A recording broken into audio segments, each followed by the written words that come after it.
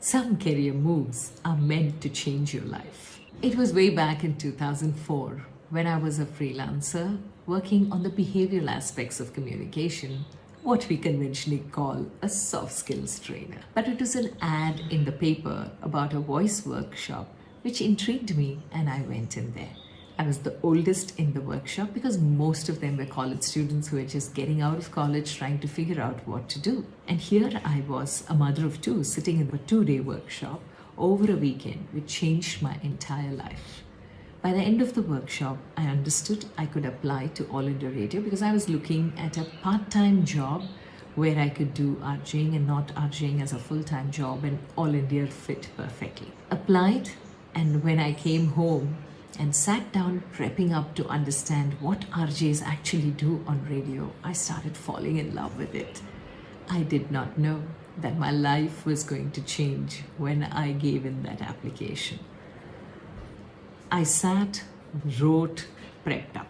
And what changed after that was when the actual audition happened, cleared the written test, and when I got in to be in the first group of the 20 RJs selected, trained to speak on radio, I realized my life is going to change. The biggest move there was I never realized it's going to help me enhance everything that I was already doing. 10 years on radio, there was so much I learned about my voice, how to understand to modulate it, connect it to a crowd, an audience that you can't see. But make sure that preparation always is on in your scripting. Something that I use even now, whether I'm a coach, whether I MC events, or as a host, or while speaking to people. Your script is one of the most important things.